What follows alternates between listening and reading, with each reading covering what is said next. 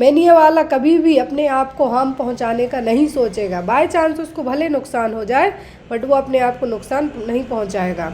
फिर आता है आपका सिजोफ्रेनिया से भी बहुत सारे क्वेश्चन एग्जाम में बनते हैं। तो यहाँ पर मेंटल इलनेस के साइन क्या हो गए, ये सभी हैं। अगला क्वेश्चन है हमारा, what is the type of mental illness in which person is aware of problem and seek remedy. देखिए यहाँ पर मानसिक बीमारी का वह प्रकार जिसमें व्यक्ति समस्या से अवगत होता है, दैट मीन्स उसको पता है कि उसको क्या प्रॉब्लम है और वो अपनी तरफ से या तो खुद डॉक्टर के पास जाएगा या फैमिली वालों को बताएगा कि उसको इलाज की ज़रूरत है। वो क्या होगा, साइकोसिस, न्यूरोसिस, सिजोफ्रेनिया, फिर हंटिंगटन्स डिसीज़। कौन सी बीमारी होगी जिसमें मरीज खुद से कहेगा कि मैं बीमार हूँ और मुझे अपने लिए है जो दिखवाने की ज़रूरत पड़ रही है, तो वो हमेशा होगा न्यूरोसिस में। साइकोसिस में मरीज अपनी इलनेस से अवेयर नहीं होगा, लॉस ऑफ इंसाइट हो जाएगा, उसको अपने बारे में कुछ भी नहीं अता पता रहेगा, ना उसका किसी चीज़ में ध्यान रहेगा। लेकिन यदि मरीज कहता है, मानसिक बीमारी का वह टाइप यहाँ पे पूछा है कि पर्सन को पता है कि उसको क्या प्रॉब्लम हुई है और वो ट्रीट करवाना चाह रहा है। लेकिन साइकोसिस में इसके जस्ट अगेंस्ट चीज़ें होती है। मरीज़ यदि आपने उसको बोला, किसी भी पर्सन को आप बोलेंगे कि आपको दिखवाने की ज़रूरत है, लेट से उसमें कोई भी इस तरीके की साइकेट्रिक प्रॉब्लम होती है, तुरंत बोल देगा कि आप अपने आप को दिखवा के आइए, हम बिल्कुल स्वस्थ तंदुरुस्त हैं। अगला क्वेश्चन है हमारा, which of the following is a severe mental disorder that can lead to disability. इनमें से कौन सा है जो सीवियर मेंटल डिसऑर्डर है जिसके कारण पर्सन विकलांग भी बन सकता है। मिर्गी, साइकोसिस, न्यूरोसिस या फिर सिजोफ्रेनिया, इनमें से कौन सी कंडीशन है जिसके कारण मरीज है जो विकलांग भी बन सकता है। तो वो होगा यहाँ पे आपका क्या, सिजोफ्रेनिया। क्या होगा, सिजोफ्रेनिया। यहाँ पर मरीज कैटाटोनिया टाइप के सिजोफ्रेनिया में कंडीशन हो सकती है क्योंकि उनकी सभी चीज़ें यहाँ पे जैसे एपिलेप्सी वाले में इंजरी होने के डर रहेंगे, कहाँ उसको कब है जो मिर्गी का दौरा पड़ जाए तो वहाँ पे आप उसको प्रिवेंट कर सकते हैं। साइकोसिस वाले में डिसेबिलिटी होने के चांसेस कम रहेंगे। न्यूरोसिस वाले में अपनी अवेयरनेस का पता रहेगा, उसको इंटरनल उसको सभी चीज़ें होंगी, तो यहाँ पे वो उसको विकलांगता का कोई रीज़न नहीं होगा। लेकिन सिजोफ्रेनिया वाले में, कैटाटोनिक सिजोफ्रेनिया वाले हैं जो इस तरीके से अपना पोज बना के बैठ सकते हैं कि यदि वो लंबे टाइम तक वैसे ही बैठे रहे तो उनको विकलांग होने के है जो चांसेस भी हो सकते हैं। Next one is hallucination is a disorder of. भ्रांति एक विकार है, किसका है, धारणा का, स्मृति का, विचार का कि बिहेवियर का। हेलुसिनेशन किस तरीके की मानसिक बीमारी है, तो ये परसेप्शन का, क्या है, परसेप्शन का। गस्टेटरी हेलुसिनेशन हो सकता है, ऑल्फैक्टरी हो सकता है। यहाँ पे आपको हमेशा यही लगेगा, हेलुसिनेशन में क्या होगा, रियलिटी तो कुछ नहीं है लेकिन हमेशा यही लगेगा कि मेरे साथ कुछ गलत हो सकता है। Next one is when is the world mental health day celebrated. तो विश्व मानसिक स्वास्थ्य दिवस कब मनाया जाता है, हर साल मनाते हैं, हमने इस बार भी मनाया है। कब मनाते हैं हम, ऑप्शन में है आपका 7 दिसंबर, 10 अक्टूबर, 14 अक्टूबर या फिर 18 दिसंबर को। तो एवरी ईयर 10 अक्टूबर को, कब, हर साल है जो हम 10 अक्टूबर को क्या मनाते हैं, विश्व मानसिक स्वास्थ्य दिवस। और इसके मनाने का रीज़न क्या होता है, मेंटल हेल्थ डे को सेलिब्रेट करने का। तो मेंटल हेल्थ डे सेलिब्रेट करने का क्या है, जो रीज़न है वो ये है कि अपने मानसिक स्वास्थ्य को लेके आप कितने जागरूक हैं और जागरूकता फैलाने के लिए है जो हर साल क्या है, एवरी ईयर है जो मेंटल हेल्थ डे मनाते हैं हम, कब, 10 अक्टूबर को। इस बार की थीम थी access to services, mental health is catastrophes and emergencies. तो यहाँ पे आपको इस बार की थीम है जो याद रखनी है। Next one is which among the following is not a short acting बेंजोडाइजापाइन। तो यहाँ पे शॉर्ट एक्टिंग बेंजोडाइजापाइन कौन सी नहीं है, लोराजेपाम, डाइजेपाम, ऑक्सीजेपाम या फिर एल्प्रेक्स। तो कौन सी है जो यहाँ पे शॉर्ट एक्टिंग बेंजोडाइजापाइन है जो नहीं है, तो वो है हमारी यहाँ पे डाइजापाम। क्या है, डाइजापाम। हमेशा एक चीज़ और याद रखें, जब आपको दोनों फॉर्मेट में पेपर आता है, जब भी आपके आंसर सही कंसीडर किए जाते हैं वो इंग्लिश फॉर्मेट पे किए जाते हैं। भले आपको पेपर का फॉर्मेट हिंदी प्लस इंग्लिश दोनों दे दिया जाए, लेकिन जब भी आप या तो ऑब्जेक्शन लगाते हैं, आंसर की में आपको आंसर आते हैं, तो हमेशा इंग्लिश सेक्शन को है जो यहाँ पे प्रायोरिटी दी जाती है। Next one is developing a fear of entering unfamiliar situation. तो जिसको ना आप जानते हैं ना कुछ, वैसी सिचुएशन में यदि आपको भेज दिया जाए तो आपको एक डर लगेगा। वो क्या है? पैनिक डिसऑर्डर, कंपल्सिव, एगोराफोबिया या फिर कन्वर्जन डिसऑर्डर, क्या कहलाएगा? आप जिसको जानते नहीं हो और आपको ऐसी सिचुएशन में भेज दिया जाए कि आपको उनके साथ जाके डिनर करना है या घूमने जाना है, तो आपको सडन एक तरीके का डर लगेगा, वो कहलाता है अगोराफोबिया। क्या है? अगोराफोबिया। एक होता है गेमोफोबिया, मतलब शादी से डर लगना, नावडे सबको लगने लगा होगा, इस तरीके से न्यूज़ आ रही हैं। तो नेक्स्ट है what is the most common side effect of antipsychotic medication. तो जो एंटीसाइकोटिक दवाइयाँ हैं लाइक हेलोपेरिडोल हो गई, आपकी डिप्रेशन की दवाइयाँ हो गई, सीजोफ्रेनिया की दवाई हो गई, तो इन सभी के कारण इन जो जितनी भी एंटीसाइकोटिक ड्रग्स हैं उनके कॉमन साइड इफ़ेक्ट क्या है? वजन बढ़ेगा, हेयर लॉस होगा, ड्राई माउथ होगा या फिर नोजिया होगा। क्या सबसे कॉमन देखने को मिलता है? तो एंटीसाइकोटिक दवाओं का जो कॉमन साइड इफेक्ट है वो होता है वेट गेन होना, वजन बढ़ना, एक्स्ट्रा पिरामिडल सिम्टम भी देखने को मिलते हैं। याद रखिए आप, ये एग्जाम में आता है, एक्स्ट्रा पिरामिडल सिम्टम भी देखने को मिलते हैं एंटीसाइकोटिक दवाइयों के साइड इफेक्ट के तौर पर। तो यहाँ पे आपका आंसर क्या होगा? वजन बढ़ना और weight gain. Next one, a cold chain is used to maintain the potency of. तो कोल्ड चेन हमने पढ़ा है किसके लिए यूज़ की जाती है? एंटीबायोटिक्स के लिए, वैक्सीन्स, विटामिन्स या फिर हॉर्मोन्स। कोल्ड चेन का मतलब होता है वैक्सीन। वैक्सीन जहाँ पर क्या हुई है? मैन्युफैक्चर हुई है, वहाँ से उसका ट्रांसपोर्ट होना है, डिस्ट्रीब्यूशन होना है, स्टोरेज होना है एंड देन क्लिनिक, हॉस्पिटल, अलग अलग जगह है जो भेजी जानी है। वैक्सीन का बनने से लेके एडमिनिस्टर होने तक के बीच का जो पूरा सफ़र है वो यहाँ पे मैनेज किया जाता है कोल्ड चेन के द्वारा। तो यहाँ पे आपका आंसर क्या होगा? वैक्सीन और टीके। विच of the following is an example of primary prevention. तो इनमें से प्राइमरी प्रिवेंशन का उदाहरण कौन सा है? अर्ली डायग्नोसिस, रिहेबिलिटेशन, वैक्सीनेशन या फिर सर्जरी। सर्जरी टर्सरी में जाएगा, किसमें? टर्सरी ऑफ केयर में। पुनर्वास ये आपका आफ्टर है, जो आपको एक तरीके से हमें कह सकते हैं रिहेबिलिटेशन में जाएगा यहाँ पे, इसलिए क्योंकि टर्सरी का मतलब क्या होगा कि आप जब कोई भी बीमारी के एक स्पेसिफिक, लेट से कैंसर के मरीज हैं, आप उसको ट्रीट करने के बाद आपको दोबारा से अपना जीवन अच्छे तरीके से स्टार्ट करना है, तब आपको रिहेबिलिटेशन की ज़रूरत पड़ेगी। अर्ली डायग्नोसिस और प्रोमोट ट्रीटमेंट होता है सेकेंडरी का। सबसे प्राइमरी का पूछा है तो वो होगा वैक्सीनेशन। क्या होगा? वैक्सीनेशन, हेल्थ एजुकेशन, अवेयरनेस, ये सब किसके होंगे? प्राइमरी लेवल ऑफ केयर के। Next is what is the other name of whooping cough. तो खांसी का दूसरा नाम क्या है? इसको मैं बता दूं कि 100 दिन की खांसी भी कहा जाता है, और इसमें बच्चा लाइक कंटिन्यूसली बार्किंग कफ जिसको हम कहते हैं उस तरीके से खांसते रहेगा, तो इसको क्या कहा जाता है? पर्ट्यूसिस। क्या कहेंगे हम? पर्ट्यूसिस, 100 दिन की खांसी या फिर वूफिंग कफ। बॉर्डेटेला पर्ट्यूसिस नाम के बैक्टीरिया से होती है। क्लियर? बॉर्डेटेला पर्ट्यूसिस नाम के बैक्टीरिया से होती है। कॉमनली इसमें बच्चे अफेक्ट होते हैं।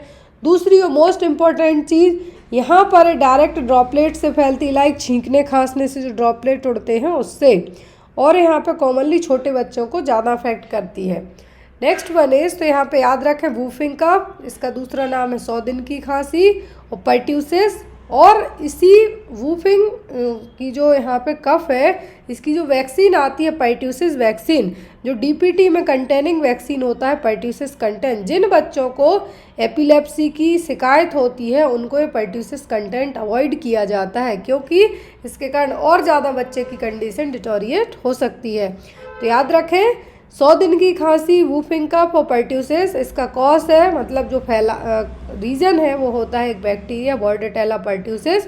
ट्रीटमेंट में जब बैक्टीरिया तो एंटीबायोटिक्स दी जाती हैं। मोस्ट ऑफ द केस में बच्चों को ज़्यादा अफेक्ट करती है और ड्रॉपलेट इन्फेक्शन से फैलती है। Next one, type of BCG vaccine है, तो BCG वैक्सीन किस तरीके की वैक्सीन है? संयोजित वैक्सीन है, लाइव अटेन्यूएटेड है, ट्रिपल वैक्सीन है या फिर किल्ड वैक्सीन है? तो BCG किस तरीके का टीका है? तो BCG है लाइव अटेन्यूएटेड वैक्सीन। किसके लिए दी जाती है BCG का टीका? जीवित म्यूटेंट है यहाँ पे, तो यहाँ पर लाइव अटेन्यूएटेड वैक्सीन और BCG दी जाती है ट्यूबरक्लोसिस को प्रिवेंट करने के लिए। कब दी जाती है? जन्म के समय, at the time of birth दी जाने वाली इंट्राडर्मल रूट से सिंगल वैक्सीन है। विटामिन के दिया जाता है इंट्रामस्कुलरली बच्चे को। साथ ही साथ यहाँ पे विटामिन के अलावा हेपेटाइटिस बी का टीका भी दिया जाता है। BCG वैक्सीन है जो लेफ्ट अपर आर्म में इंट्राडर्मल रूट से दी जाती है। यदि जन्म के समय नहीं दे पाए तो विदिन 1 ईयर के अंदर तक इस वैक्सीन को दिया जा सकता है और 20 साल के लिए ट्यूबरक्लोसिस से प्रोटेक्ट करने का काम करती है। नेक्स्ट वन, यहाँ पे इसका फुल फॉर्म होता है bacille Calmette Guerin. Next is the constant presence of disease within a geographical area is known as. तो कोई भी बीमारी किसी एक पर्टिकुलर एरिया में है तो वो क्या है? एंडेमिक, एपिडेमिक, पेंडेमिक या कोई नहीं? बहुत सिंपल है, कहलाता है एंडेमिक। क्या है? लेट्स से कि आप किसी डिस्ट्रिक्ट में रहते हैं, लेट्स से कि आप सागर ज़िले में रहते हैं, इंदौर ज़िले में रहते हैं। जैसे अभी इंदौर में बीच में हुआ था डायरिया के केस, बहुत सारे बच्चों की जान भी गई थी। तो वो क्या था? एक एंडेमिक था, क्योंकि पूरे इंदौर को उसने अफेक्ट नहीं किया था, पूरे इंदौर को अफेक्ट नहीं किया था, एक एरिया वाइज यहाँ पे अफेक्ट हुआ था। तो यहाँ पे भी कहा है कि जियोग्राफिकल एरिया में जो एक बीमारी होती है वो क्या होगी? यहाँ पे एंडेमिक। लेकिन यदि वही बीमारी पूरे भारत में फैल जाए तो फिर वो कहलाएगी एपिडेमिक, और पूरे वर्ल्ड में फैल जाए तो वो कहलाती है पेंडेमिक। क्लियर है? तो यहाँ पे क्या है? Endemic. Next one is the best time of intrauterine device insertion is. तो IUD लगाने का सबसे अच्छा समय कौन सा है? Between 3 to 7 days of menstrual cycle, before 3 to 7 days of cycle, within 14 days of menstrual cycle या फिर एट टाइम ऑफ डिलीवरी। कब है जो IUD लगाने का सबसे बेस्ट टाइम है जो माना गया है? तो वो होता है between 3 to 7 days of menstruation cycle. यदि आपके पीरियड्स आए हुए 3 से 7 दिन हो गए हैं, मतलब आए हुए का मतलब फर्स्ट डे, सेकंड डे और थर्ड डे, यदि थर्ड डे आपका चल रहा है पीरियड्स का तो उसमें IUD लगवा सकते हैं। 3 से 7 दिनों के बीच में लगवाना है जो सबसे सही समय माना जाता है। नेक्स्ट वन इज, और IUD का सबसे कॉमन साइड इफ़ेक्ट एग्ज़ाम में आता है, अलग अलग टाइप की आती हैं, 10 साल के लिए, 3 साल के लिए भी आती हैं। तो यहाँ पे इसका कॉमन साइड इफ़ेक्ट पहला तो होता है ब्लीडिंग। क्या है? ब्लीडिंग, हैवी ब्लीडिंग हो सकती है। और दूसरा होता है पेन। क्या है? Pain. Next one is, in which year was the cold chain system developed under India's universal immunisation programme. तो भारत का जो यूनिवर्सल इम्यूनाइजेशन प्रोग्राम है उसमें कोल्ड चेन को है जो कब ऐड किया गया था? 1974 में, 1985 में, 1990 में या फिर 1992 में? तो यूनिवर्सल इम्यूनाइजेशन प्रोग्राम है। क्या है? यूनिवर्सल इम्यूनाइजेशन प्रोग्राम है। ये प्रोग्राम कब आया था? ये आया था 1985 में। अब वैक्सीन के रखरखाव के लिए जो जरूरी है वो क्या होती है? कोल्ड चेन, शीत श्रृंखला प्रणाली। क्या है? शीत श्रृंखला प्रणाली और कोल्ड चेन। तो इसके लिए यहाँ पर यूनिवर्सल इम्यूनाइजेशन प्रोग्राम में 1985 में जब ये प्रोग्राम आया था उसी टाइम पर इसमें कोल्ड चेन को भी ऐड किया गया था। नेक्स्ट इज, और यहाँ पे याद रखें यूनिवर्सल इम्यूनाइजेशन प्रोग्राम की टोटल कवरेज ऑफ 12 डिसीज़ हैं। पूछें तो कितनी बीमारियां हैं यहाँ पे इसके कवरेज में? 12 बीमारियां। कौन सी? डिप्थीरिया, पर्ट्यूसिस, टिटनस जिसको हम DPT कहते हैं, polio, measles, rubella, severe childhood tuberculosis जिसके लिए BCG दी जाती है, hepatitis B, meningitis and pneumonia जिसके लिए HIV, हीमोफ्लस इन्फ्लुएंजा भी दी जाती है, pneumococcal pneumonia, rotavirus, diarrhoea. Rotavirus है जो यहाँ पे कॉमन कॉज है डायरिया के लिए छोटे बच्चों में, तो इसके लिए रोटावायरस वैक्सीन है जो दी जाती है ओरली 5 बूंद। फिर आता है यहाँ पर कहीं किसी किसी एरिया में जैपनीज इंसेफेलाइटिस को प्रिवेंट करने के लिए भी। और जब यूनिवर्सल इम्यूनाइजेशन प्रोग्राम की हम बात कर रहे हैं तो वैक्सीन का खर्चा कौन उठाता है? तो यूनिवर्सल इम्यूनाइजेशन प्रोग्राम के तहत जो भी वैक्सीन है गवर्नमेंट में, वो पूरी सेंट्रल गवर्नमेंट के थ्रू है जो प्रोवाइड की जाती हैं। Next one, the most common infectious disease associated with lymphocytopenia is. सबसे कॉमन इन्फेक्शियस डिसीज है जो लिम्फोसाइटोपनिया के साथ में होगी, AIDS, influenza, tuberculosis, viral hepatitis, कौन सी होगी? तो यहाँ पर वो होगी AIDS, HIV AIDS, lymphocytopenia. Lymphocytopenia HIV के साथ होने के चांसेस क्यों रहेंगे? क्योंकि इसमें CD4 T सेल्स का काउंट कितना जाता है? 200 से भी नीचे, कितना? बिलो 200 से भी नीचे जाती हैं CD4 T सेल्स काउंट। लिम्फोसाइटोपनिया की बात की जा रही है तो यहाँ पे जो हमारी लड़ने वाली सेल्स हैं वो क्या हो जाती हैं? धीरे धीरे कम होने लगती हैं। तो यहाँ पर क्या होगा? लिम्फोसाइटोपनिया के साथ में HIV एड्स होने के चांसेस हैं जो बढ़ जाएंगे। Urinary tract infection occurs due to, तो जो UTI होने के जो चांसेस हैं वो सबसे ज़्यादा किसके कारण हैं? Bacterial spread from blood, descending infection, ascending infection, या फिर bacterial spread through the lymphatics. किसके कारण है? जो कॉमनली क्या हो सकता है? UTI हो सकता है। तो UTI होने का है जो रीज़न होता है वो होता है असेंडिंग इन्फेक्शन। कौन से? Ascending infection. महिलाओं में कंपेयर टू पुरुष के, मतलब फीमेल में कंपेयर टू मेल के है जो क्या है? सबसे कॉमन UTI होने के चांसेस है जो रहते हैं। यहाँ पे इसका रीज़न ये है, महिलाओं में क्या होता है? शॉर्ट यूरेथ्रा होता है, ये एक मेन रीज़न है। दूसरा, महिलाओं का जो यूरेथ्रल एरिया है और जो यहाँ पे हम ये कह सकते हैं कि जो भी प्राइवेट एरिया है, जैसे वेजाइना के थ्रू जो म्यूकस सीक्रेशन वगैरह होता है उसके कारण वहाँ पे क्या रहता है? लिक्विडिटी रहती है, लुब्रिकेशन रहता है, जिसके कारण बैक्टीरियाज को पनपना क्या हो जाता है? बहुत ईजी हो जाता है कंपेयर टू मेल के। तो महिलाओं में UTI होने के चांसेस है जो ज़्यादा होते हैं। तो यहाँ पर आपका आंसर क्या होगा? वो होगा असेंडिंग इन्फेक्शन। असेंडिंग इन्फेक्शन का मतलब होता है कि जो भी बैक्टीरिया हैं upward from the initial part से लेके डाउनवर्ड की तरफ है जो जाएंगे। तो यहाँ पे आपको सबसे कॉमनली क्या है? सबसे कॉमनली है जो होने का चांसेस होता है वो होता है असेंडिक इन्फेक्शन और आरोही संक्रमण।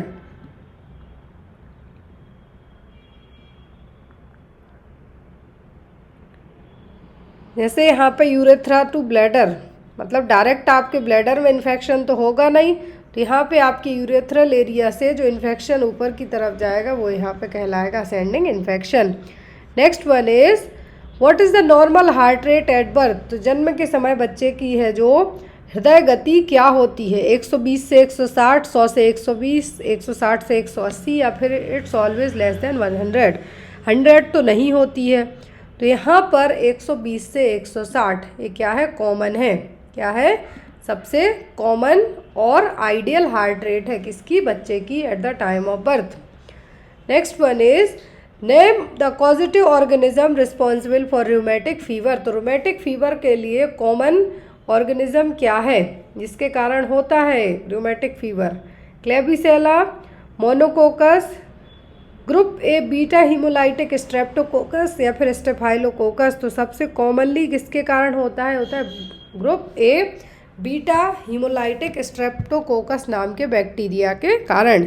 रूमेटिक फीवर का मेन रीजन क्या है? Group A beta haemolytic streptococcus bacteria है। Identify the incorrect statement related to the Mongolian spot in newborn. Newborn baby की पीठ पर आपने लाइक डार्क ब्लूइश कलर के हैं जो पर्पल कलर के स्पॉट्स देखे होंगे, न्यूबॉर्न बेबीज़ में देखने को मिलते हैं। और कहीं कहीं पर मान्यता रहती है कि भगवान ने इन बच्चों को ज़बरदस्ती धरती पर भेजा है, एक मिथ है। तो यहाँ पर मंगोलियन स्पॉट को लेके गलत स्टेटमेंट कौन सा है? Disappear in about a year, are indicative of parental abuse, they are flat grey blue in colour, any part of the body of dark skinned baby. तो यहाँ पर इसको लेके जो गलत धारणा है वो क्या है, गलत स्टेटमेंट क्या है। सही तो ये है कि बच्चे जैसे जैसे बड़े होते हैं अपने आप है जो डिसअपियर हो जाते हैं। दूसरा, फ्लैट होते हैं, ग्रे ब्लू कलर के होते हैं, और बेबी के जो डार्क स्किन्ड बेबी है उनमें ज़्यादा हैं जो विजुअलाइज देखने को मिल सकते हैं। Any part of the body, कहीं पे भी हो सकते हैं, but most of the buttocks में और बैक में देखने को मिलते हैं। लेकिन ये पेरेंटल अब्यूज़ की निशानी नहीं है, पेरेंटल दुर्व्यवहार का ये सूचक है जो नहीं होता है, क्योंकि जो यहाँ पर eight the time of birth Mongolian spot है वो विदिन 1 ईयर में अपने आप है जो सबसाइड हो जाते हैं। दूसरी चीज़, पेरेंटल अब्यूज़ में है जो बच्चे को मंगोलियन स्पॉट नहीं आएंगे, वो इंजरी वाले साइन अलग देखने को मिलते हैं। Next one, parent brought a 4-month-old to OPD with lethargy, which among the following finding is suggestive of fluid volume deficit in child. बच्चे में फ्लूइड की कमी है, ये यहाँ पे कौन सा लक्षण है जो बताएगा। 4 महीने का बच्चा है, OPD में आया है, तो यहाँ पर OPD में उस 4 महीने के बच्चे में आपको कैसे पता चलेगा कि बच्चे में फ्लूइड की कमी हो गई है। सनकैन फॉन्टेनल से, ड्रिंकिंग वाटर से, इंक्रीज्ड BP से, या इनफ टीयर से। यदि बच्चे में पानी की कमी है तो बच्चा रोएगा भी तो आंखों से आंसू नहीं आएंगे, BP उसका लो होगा, ईगरली वो पानी मांगने की हालत में नहीं होगा। यहाँ पे क्या रहेंगे, फॉन्टेनल है, जो सनकैन फॉन्टेनल का मतलब है जो बच्चों में 4 महीने का बच्चा है ऑलरेडी जो फॉन्टेनल क्लोज होते हैं वो 18 महीने में होंगे क्लोज, तो यहाँ पे वो क्या रहेंगे, लाइक वल्जिंग टाइप देखने को मिलेंगे। तो यहाँ पर आपका आंसर क्या होगा, सनकैन फॉन्टेनल और चपटी fontanelle. Next one is failure of the foramen ovale to close will lead to.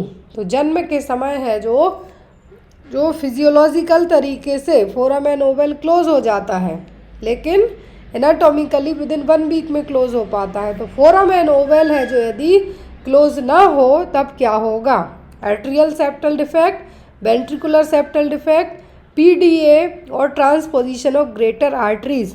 आपने बहुत सारे लोगों में सुना होगा बच्चे के दिल में छेद है।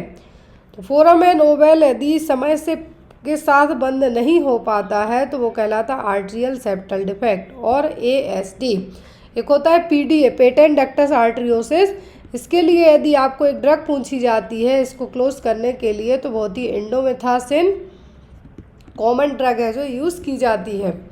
Next one, first appearing of teeth in child. बच्चे में पहले दांत आते हैं, उनको जो बच्चे के प्राइमरी टीथ होते हैं, दूध के दांत होते हैं, तो पहले कौन से होते हैं, प्रीमोलार, इंसीजर, कैनाइन या फिर थर्ड मोलार।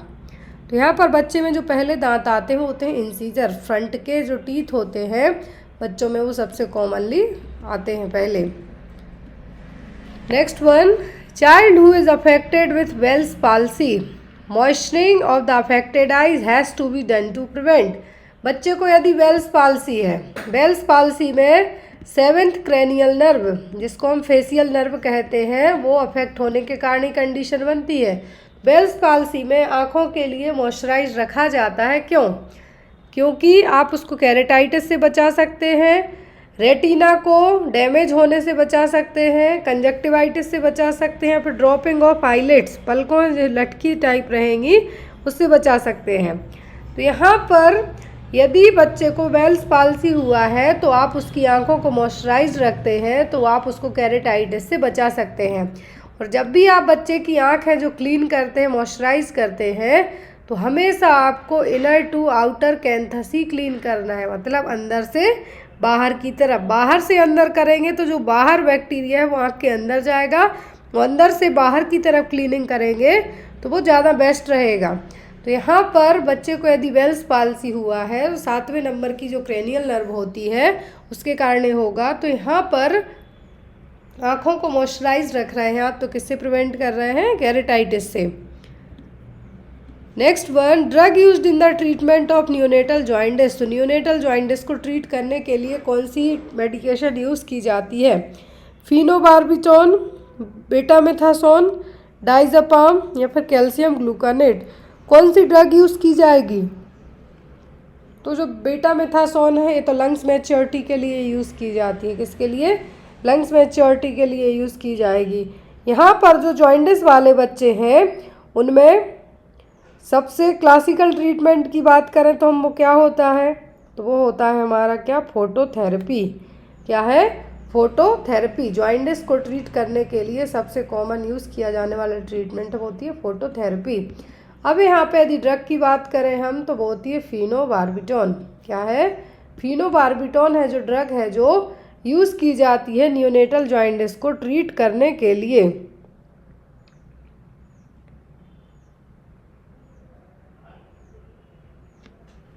तो यहाँ पे आपका आंसर क्या होगा, phenobarbitone. Next one is which infection control measure is most effective in preventing the spread of infection. तो यहाँ पर इन्फेक्शन को प्रिवेंट आपको करना है तो कौन सा है जो सबसे अच्छा पॉइंट होगा, use of gloves, hand washing, wearing the mask या फिर आइसोलेशन। क्या सबसे अच्छा होगा जिससे आप स्प्रेड ऑफ इन्फेक्शन को प्रिवेंट कर सकते हैं, जो भी इन्फेक्शन फैलता है उसको रोक सकते हैं। तो यहाँ पे इसका सबसे अच्छा पार्ट होगा हाथ धोना। हैंड वॉशिंग से क्या होगा कि जो चेन होती है इन्फेक्शन को कॉज करने वाली वो ब्रेक होती है, ब्रेक होगी तो यहाँ पे इन्फेक्शन को आप इजीली प्रिवेंट कर सकते हैं। और यहाँ पे हैंड वॉशिंग है जो नर्सिंग में सबसे कॉमन टूल यूज़ किया जाता है किसको, इन्फेक्शन को स्प्रेड होने से रोकना है। तो next one is what is the first step in the management of patient with airway obstruction. यदि मरीज के एयरवे में कुछ फंसा हुआ है, एयरवे ऑब्स्ट्रक्शन है, तो सबसे पहले आप क्या करेंगे, provide oxygen, perform CPR, open the airway या फिर एडमिनिस्टर एड्रेनालिन। सबसे पहला पॉइंट आपका क्या होगा, तो वो होगा open the airway. Open the airway का मतलब है यहाँ पे कि आप मरीज को यदि आप डायरेक्ट ऑक्सीजन देने लगे लेकिन एयरवे में कुछ ऑब्स्ट्रक्शन ऑलरेडी है तो वो ऑक्सीजन जाएगी ही नहीं। आपके मन में यही आएगा ना। तो जैसे लेट से ये है जो एयरवे पाइप है, ट्रकिया हो गई, यहाँ पे ब्रोंकाई है, ब्रोंक्यूल से सब कुछ है, लेकिन यहाँ पे यदि किसी तरीके का ऑब्स्ट्रक्शन है और आपने यहाँ से ऑक्सीजन सप्लाई की लेकिन ऑब्स्ट्रक्शन के कारण वो सप्लाई है जो अंदर नहीं पहुँच पाएगी तो बेसलेस है। तो यहाँ पे आप सबसे पहले क्या करेंगे, एयरवे ओपन करेंगे। Next one, which solution is isotonic and commonly used for IV rehydration. तो इनमें से रिहाइड्रेट करने के लिए, पुनर्जलीकरण के लिए कौन सा सॉल्यूशन है जो इस्तेमाल किया जाता है। ऑप्शन में है आपको 0.45% saline, 0.9% saline, dextrose 5% in the water या फिर 3% द सलाइन। तो IV रिहाइड्रेशन के लिए जो सबसे कॉमन इस्तेमाल होता है वो होता है 0.45% सलाइन। क्या है, 0.45% saline.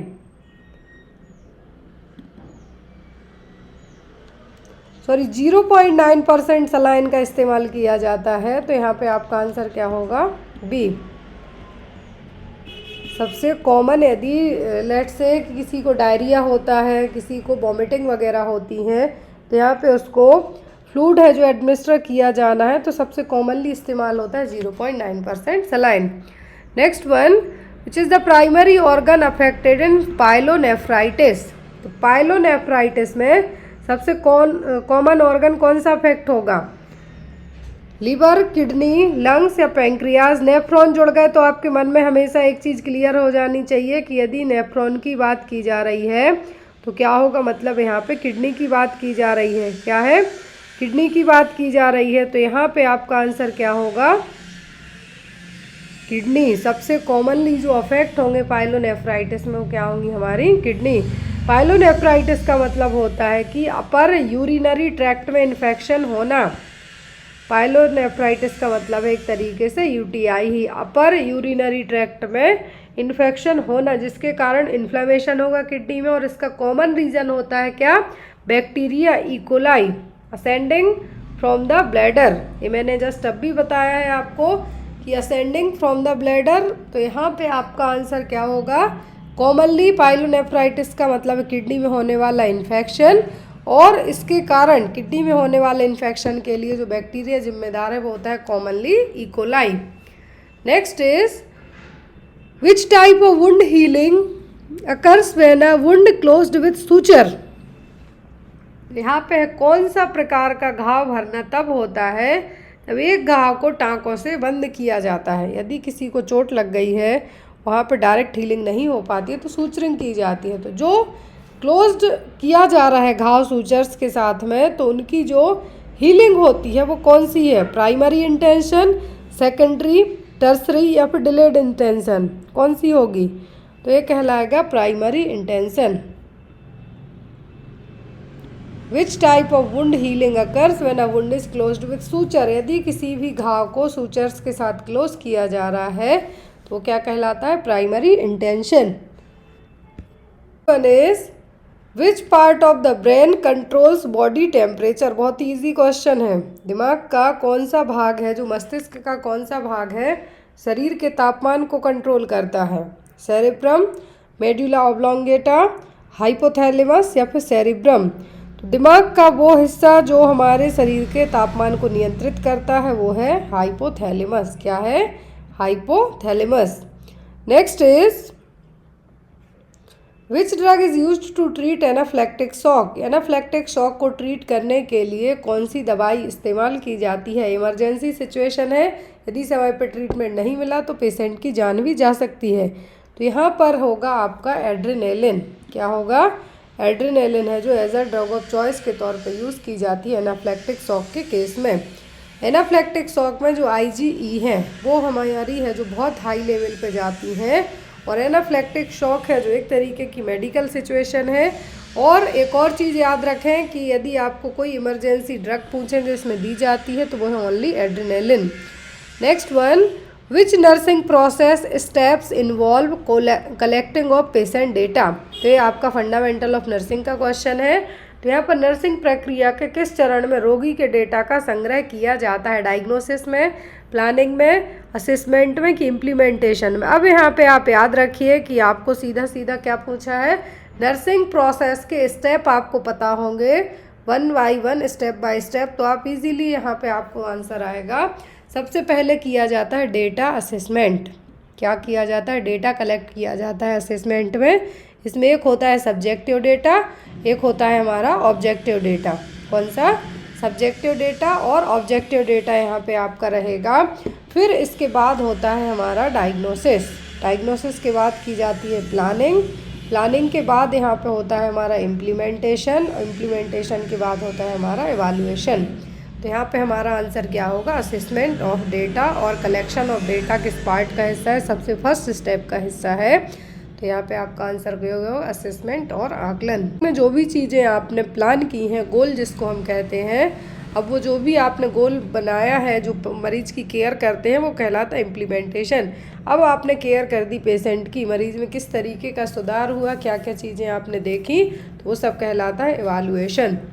Next is which pulse site is most commonly used in emergency situation? तो इमरजेंसी में कौन सी नाड़ी है जो सबसे पहले चेक की जाती है? रेडियल, ब्रेकियल, कैरोटिड या फिर फीमोरल आर्टरी? तो यहाँ पर सबसे कॉमनली कौन सी पल्स साइट चेक की जाती है स्पेशली इमरजेंसी में? तो वो होती है कैरोटिड। नेक के यहाँ पे है जो सबसे पहले चेक किया जाता है। कभी भी आप पल्स चेक करते हैं तो अपने थंब का इस्तेमाल ना कीजिए, इससे आपके थंब की पल्स भी काउंट हो जाती है। तो यहाँ पे आपको याद रखना है इमरजेंसी सिचुएशन में कैरोटिड एडल्ट में, लेकिन इन्फेंट में पूछें तब एपिकल। याद रखना है, इन्फेंट में पूछें तो चेस्ट के यहाँ जो एपिकल पल्स है वो, और बच्चों में जो बड़े बच्चे हैं या एडल्ट हैं तो उनमें carotid. Next one is which vitamin is essential for calcium absorption? तो कैल्शियम एब्जॉर्प्शन के लिए सबसे ज़रूरी विटामिन कौन सा है? Vitamin A, B12, vitamin C या फिर विटामिन डी? तो कैल्शियम को एब्जॉर्ब करने के लिए ज़रूरत होती है विटामिन डी की। इसकी विटामिन डी की। आप कैल्शियम खूब खाते हैं लेकिन आप धूप में नहीं बैठते या विटामिन डी की हमारे शरीर में कमी है, तब यहाँ पे क्या आपको कैल्शियम का एब्जॉर्प्शन प्रॉपर नहीं हो पाएगा। तो कैल्शियम एब्जॉर्प्शन के लिए ज़रूरी है विटामिन डी। आयरन के लिए ज़रूरी है vitamin C. Next one is what is the correct angle for inserting an intramuscular injection? तो इंट्रामस्कुलर इंजेक्शन कितने डिग्री पे इंसर्ट किया जाता है? 10 से 15 पे तो इंट्राडर्मल होता है। इंट्रामस्कुलर इंजेक्शन इंसर्ट किया जाता है 90 डिग्री के एंगल पर। कितने पे? 90 डिग्री के एंगल पर। और यहाँ पे इंट्रामस्कुलर इंजेक्शन में जो भी मेडिकेशन इरिटेटिंग होती है, टिश्यू को इरिटेट करती हैं, तो उनके लिए जेट ट्रैक मेथड अपना के भी इंजेक्शन है जो दिया जाता है। Next one is which type of shock is caused by severe allergic reaction. तो सीवियर एलर्जिक रिएक्शन के कारण कौन सा शॉक होगा? Cardiogenic, hypovolemic shock, anaphylactic shock या फिर न्यूरोजेनिक शॉक। तो जो यहाँ पर सीवियर एलर्जिक रिएक्शन के कारण होने वाला शॉक है वो कौन सा होगा? वो होगा एनाफ्लेक्टिक शॉक। क्या होगा? एनाफ्लेक्टिक शॉक। यदि फ्लूइड लॉस होता है उसके कारण होगा, लेट से किसी को ब्लीडिंग वगैरह हो जाए बहुत ज़्यादा, तब हाइपोवोलेमिक शॉक होने के चांसेस रहेंगे। Next one is what term describe a group of people who shares common culture. बहुत सारे लोग कॉमन कल्चर को क्या करते हैं? फॉलो करते हैं। तो क्या है? सोसाइटी है, पॉपुलेशन है, कम्युनिटी है, सोशल क्लास है। क्या कहलाएगा? कहलाती है सोसाइटी। क्या होगी? सोसाइटी। ग्रुप ऑफ पीपल पूछा है यहाँ पे, क्या है? ग्रुप ऑफ पीपल, लोगों का एक समूह जो कॉमन कल्चर फॉलो करता है वो कहलाती है society. Next one, who is known as the father of sociology. तो सोशियोलॉजी के जनक कौन है? Karl Marx, Auguste Comte, Max Weber या फिर इनमें से कोई नहीं। तो फादर ऑफ सोशियोलॉजी है अगस्त कॉम्टे। क्या है? August Comte. Next one, what is the term for a temporary loosening organized group of people. अस्थायी रूप से शिथिल संगठित लोगों के समूह के लिए एक शब्द क्या है? टेम्पररी लूज्ड ग्रुप है।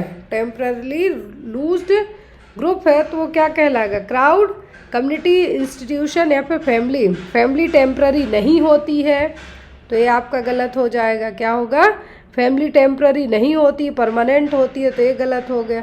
इंस्टीट्यूशन भी टेम्पररी नहीं है, यहाँ पे जो स्टूडेंट है एटलीस्ट 4 साल 3 साल तक तो एडमिशन लेके रहते ही हैं। कम्युनिटी भी टेम्पररी नहीं है, यहाँ पे कहा है कि टेम्पररी है और इधर उधर घूमते हुए लोग हैं, तो वो कहलाती है भीड़।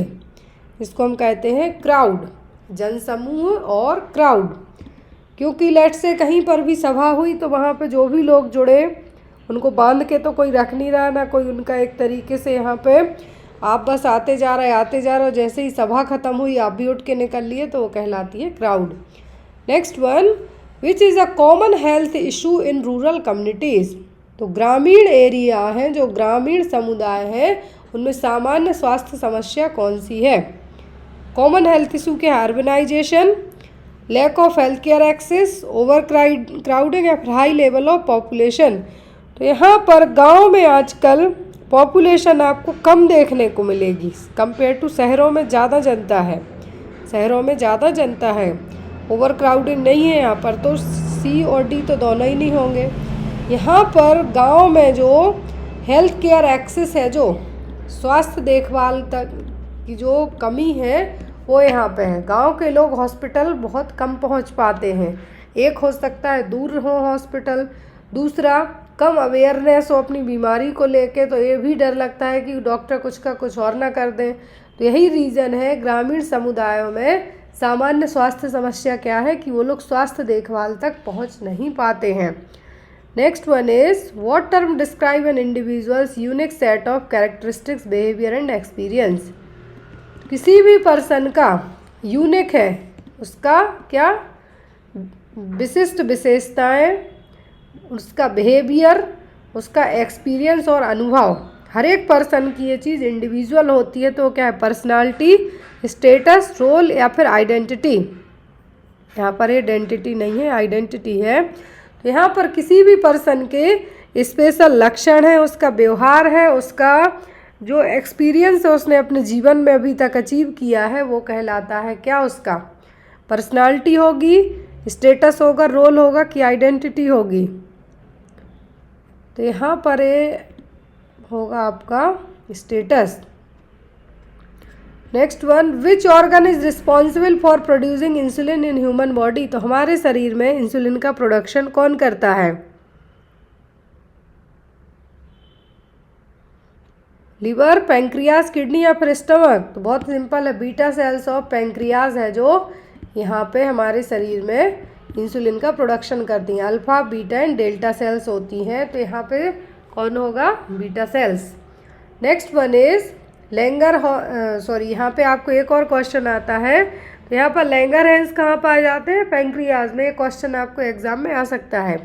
Next one is what is the function of cerebellum in the brain? तो सेरिबेलम का मस्तिष्क में क्या काम है? मेमोरी इकट्ठी करना, बैलेंस और कोऑर्डिनेशन, विजन प्रोसेसिंग या फिर इमोशनल रेगुलेशन? क्या होगा? तो वो होता है बैलेंस और कोऑर्डिनेशन का काम कौन करता है? सेरिबेलम। ये क्वेश्चन एग्जाम में GMCH में आया हुआ है, HSSC में भी आया हुआ है, MP में भी आया हुआ है, नॉर्सेट में भी आया है, इवन रेलवे में भी आया है। तो ये क्वेश्चन याद रखिए कि हमारे बॉडी के कोऑर्डिनेशन और बैलेंस दोनों को कंट्रोल करने का काम कौन करता है? Cerebellum. Next one, which organ in the body is largest organ and plays crucial role in detoxification? बहुत ही सिंपल क्वेश्चन है इस पेपर के। हमारे शरीर का सबसे बड़ा ऑर्गन क्या है? लीवर। क्या है? लीवर है। और ये डिटॉक्सिफिकेशन का काम भी करता है। क्या है? डिटॉक्सिफिकेशन का काम करता है। पूरी बॉडी की गंदगी को छान के कौन बाहर निकालता है? तो वो है लीवर। तो हमारा आंसर क्या होगा? यकृत या फिर liver. Next is what is the purpose of lymphatic system? Lymphatic system का उद्देश्य क्या है? Pumping of blood, fighting infection, digestion of food या फिर regulating hormone level? Lymphatic system हमारे शरीर में इम्यूनिटी के लिए है। किसके लिए? इम्यूनिटी के लिए है। तो यहाँ पे क्या करेंगे? लिम्फोसाइट, लिम्फेटिक सिस्टम, ये सब संक्रमण से लड़ने के लिए है। किससे? संक्रमण से लड़ने के लिए। सर्कुलेटरी होता तो पंपिंग ऑफ ब्लड कहते, डाइजेस्टिव होता डाइजेशन ऑफ फूड होता, हार्मोन्स के लिए कहते हैं हम तो एंडोक्राइन सिस्टम होता, लेकिन लिम्फेटिक सिस्टम किसके लिए? Fighting for the infection. Next one is what is the function of the alveoli in the respiratory system? तो एल्वियोलाई का रेस्पिरेटरी सिस्टम में क्या काम है? ऑक्सीजन ट्रांसपोर्ट करना, कार्बन डाइऑक्साइड का एक्सचेंज करना, पंपिंग करना ब्लड को, या फिर स्टोरिंग द न्यूट्रिएंट्स। तो हमारे ट्रैकिया के बाद ये हमारी ट्रैकिया रही, लेफ्ट लंग, राइट लंग। अब यहाँ पे हो गई ब्रोंकाई, ये हो गए ब्रोंकियोल, और छोटे छोटे टिनी पार्टिकल्स होते हैं एयर सैक्स जिनको हम कहते हैं, कहलाते हैं एल्वियोलाई। अब इन एल्वियोलाई का क्या काम होता है? तो इन एल्वियोलाई का काम होता है कार्बन डाइऑक्साइड का एक्सचेंज करना। क्या है? CO2 का एक्सचेंज करना। ओनली ऑक्सीजन बस थोड़ी ये लेके जाएंगे, जो ऑक्सीजन अंदर गई है उसको CO2 को बाहर निकालने का भी काम करेंगे। तो इसीलिए यहाँ पे होगा आपका B। Next one is which hormone is responsible for the development of secondary sexual characteristics in male? पुरुषों में द्वितीयक यौन लक्षणों मतलब सेकेंडरी सेक्सुअल कैरेक्टर किस हार्मोन के कारण आते हैं? एस्ट्रोजन, प्रोजेस्टेरोन, टेस्टोस्टेरोन या इंसुलिन? फीमेल में हम कहें तो एस्ट्रोजन, मेल में कहें तो टेस्टोस्टेरोन। मेल में जो सेकेंडरी सेक्सुअल कैरेक्टरिस्टिक्स का मतलब होता है आवाज़ का भारी होना, अंडर आर्म्स में और यहाँ पर जेनाइटल एरिया में बालों का आना, अडाम्स एप्पल जो नेक के यहाँ पर है वो है जो उभरा हुआ दिखना, ये सभी क्या है? सेकेंडरी सेक्सुअल कैरेक्टर्स हैं। चेस्ट पर बाल आना, तो ये सभी द्वितीयक यौन लक्षण हैं और इनके लिए रिस्पॉन्सिबल है कौन सा hormone? Testosterone hormone. Next is which type of muscle is under voluntary control? तो कौन सी मांसपेशी है जो स्वैच्छिक नियंत्रण के अधीन होती है? स्मूथ मसल, कार्डियक, स्केलेटल या फिर स्ट्रिएटेड मसल? तो वो होती है हमारी स्केलेटल मसल्स। कौन सी? Skeletal muscle. Which bone is commonly known as the collar bone? तो कॉलर बोन कहलाती है भाई हमारी क्लेविकल। कौन सी? क्लेविकल बोन हमारे शरीर की एक लौती बोन है जो ट्रांसवर्स वे में है। ट्रांसवर्स का मतलब है पूरा एक तरीके से, इस तरीके से, और कोई बोन ऐसी नहीं है। और यहाँ पे यदि सबसे पहले पूछे जाएं तो ओसिफाइड होने वाली भी, ओसिफिकेशन का मतलब होता है एक तरीके से एक दूसरे से अटैच होने वाली, तो वो होती है clavicle bone he. Next one is scapula को कहा जाता है शोल्डर बोन, याद रखिए। Next one what is the smallest bone in the human body? तो हमारे शरीर की सबसे छोटी हड्डी वो होती है स्टेपस। कौन सी? स्टेपस, कान में पाई जाती है। Next one which is the function of cornea in the eye? तो आँखों में कॉर्निया का क्या काम है? Control pupil size, refract the light, produce the tears या फिर डिटेक्ट द कलर। तो कॉर्निया का हमारी आँखों में क्या काम है? कॉर्निया हमारे आँखों में लाइट रिफ्लेक्शन के लिए हेल्पफुल है, प्रकाश को लंबवत करने के लिए है जो ये ज़रूरी है। First step in nursing process, ये मैंने जस्ट आपको स्टार्टिंग में ही बताया। पहला स्टेप होता है नर्सिंग प्रोसेस का असेसमेंट, दूसरा होता है गोल और प्लानिंग, यहाँ पे आप प्लानिंग भी कह सकते हैं, गोल भी कह सकते हैं। तीसरा होता है डायग्नोसिस, चौथा होता है इम्प्लीमेंटेशन और पांचवा होता है एवालुएशन। नर्सिंग प्रक्रिया का सबसे पहला स्टेप कौन सा होता है? वो होता है असेसमेंट और मूल्यांकन करना, जिसमें आप सब्जेक्टिव और ऑब्जेक्टिव डेटा कलेक्ट करते हैं। विच of the following is the primary purpose of hand hygiene in nursing? तो हाथ क्यों हम बार बार धुलते हैं हॉस्पिटल में?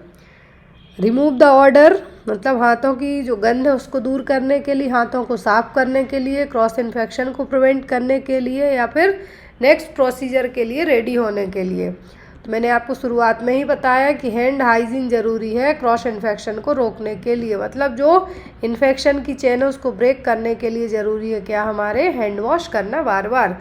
तो यहाँ पर क्रॉस इन्फेक्शन को प्रिवेंट करने के लिए है जो क्या किया जाता है? हैंड हाइजीन है जो मेंटेन की जाती है। Next is which of the following term describe difficulty in swallowing? तो यहाँ पर निगलने में दिक्कत होने को कहा जाता है डिस्फेजिया। क्या है? डिस्फेजिया। डिस्निया मतलब ब्रीदिंग डिफिकल्टी, बोलने में प्रॉब्लम होना तो डिस्फेसिया, डिफिकल्टी इन स्पीकिंग डिस्फेसिया, और निगलने में दिक्कत होना dysphagia. Next one, what should a nurse assess first in an emergency situation? Emergency में सबसे पहले आप क्या चेक करेंगे? एयरवे, सर्कुलेशन, ब्रीदिंग या फिर डिसेबिलिटी? तो डिसेबिलिटी को काट दीजिए आप पहले। अब इन तीन में से बताइए, ब्रीदिंग चेक करेंगे, सर्कुलेशन करेंगे कि एयरवे चेक करेंगे? तो सबसे पहले आप क्या चेक करेंगे? सबसे पहले आप एयरवे चेक करेंगे। क्या करेंगे? एयरवे चेक करेंगे।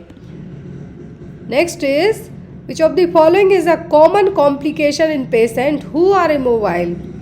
मरीज लंबे समय से बेड रिडन है, गतिहीन है, तो उसमें कॉमन कॉम्प्लिकेशन क्या हो सकता है? स्किन ड्राई होगी उसकी, डायरिया होगा, प्रेशर सोर होंगे, या फिर हार्ट रेट बढ़ेगी।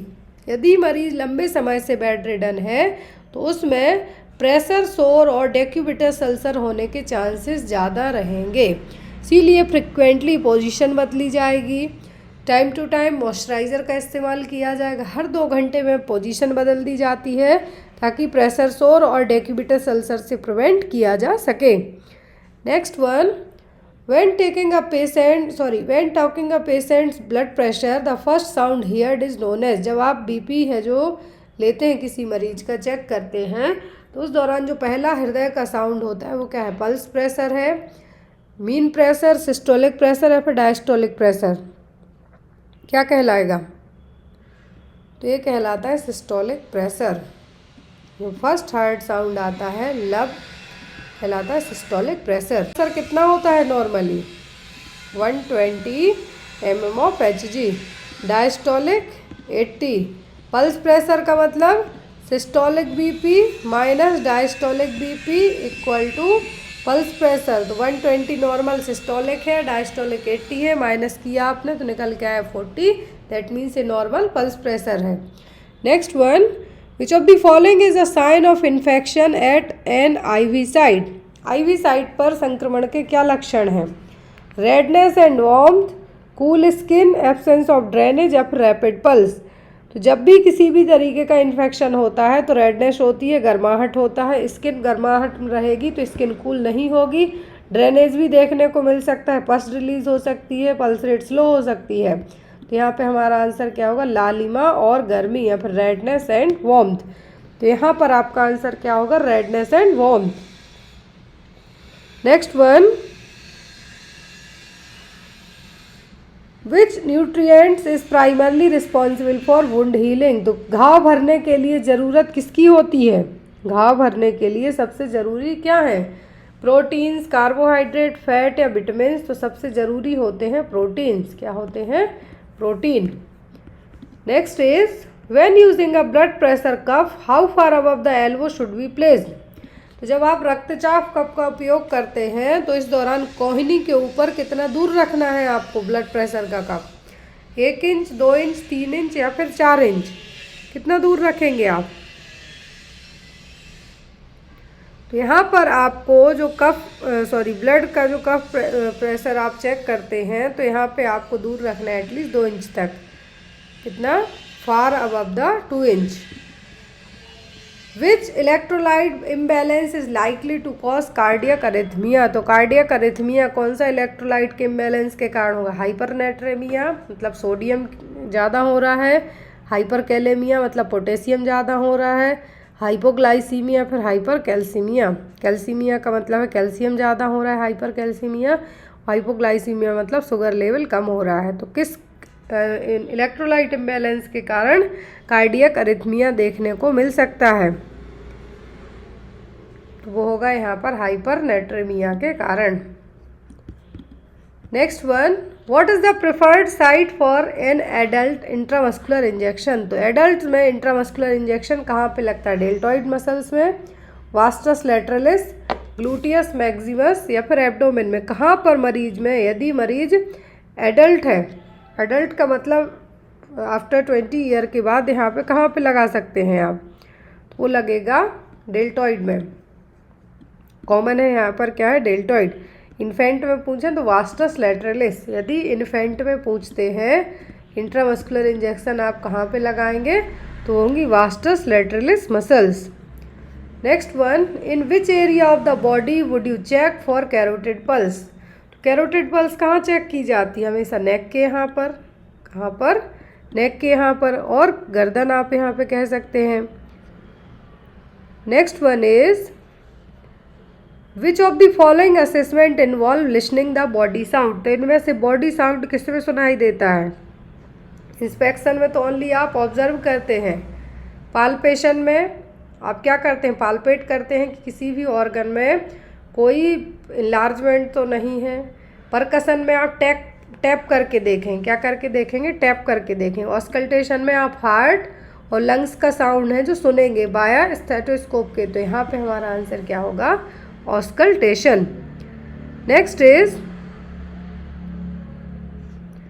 Which hormone stimulate uterine contraction and milk ejection during the breast feeding?